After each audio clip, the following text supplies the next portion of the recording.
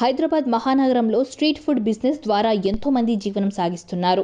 వీరికి ట్రాఫిక్ పోలీసులతో నిత్యం ఇబ్బందులు ఎదురవుతూనే ఉంటాయి. ఇక ఈ స్ట్రీట్ ఫుడ్ బిజినెస్ చేస్తున్న కుమారి అనే మహిళ ఎంత ఫేమస్ అయ్యారో ప్రత్యేకంగా చెప్పనక్కర్లేదు.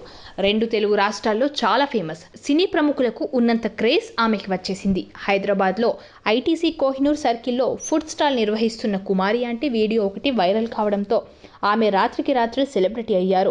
నాన్న కన్నా అంటూనే ఎక్కువ డబ్బులు తీసుకుంటోందని కూడా నెటిజన్స్ ట్రోల్ చేశారు. ఆ తర్వాత ఆమెకు మరింత పాపులారిటీ వచ్చింది. సోషల్ మీడియాలో వీడియోలు వైరల్ కావడంతో కుమారి ఫుడ్ స్టాల్కు వచ్చే వారి సంఖ్య అమాంతం పెరిగింది.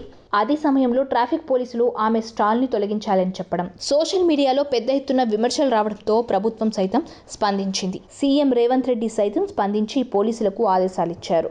దీంతో ఆమె ఇప్పుడు మళ్లీ వ్యాపారం చేసుకుంటుంది. ఆమె దగ్గర భోజనం చేసేందుకు వందల సంఖ్యలో జనాలు ఫుడ్ కోసం తరలి వస్తుంటారు.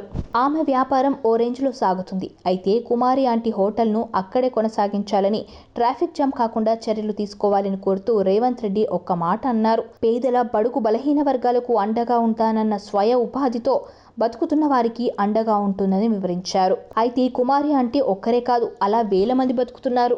వాళ్ళంతా బడుగు బలహీన వర్గాల వారే. వారికి అనునిత్యం ట్రాఫిక్ పోలీసులతో ఇబ్బందులు తప్పడం లేదు. ఇక ఈ వీడియోలో కనిపిస్తున్న ఒక మహిళ స్ట్రీట్ ఫుడ్ స్టాల్ పెట్టింది. కుమారి ఆంటీతో పోలిస్తే స్టాల్ దగ్గర జనం కూడా పెద్దగా లేరు.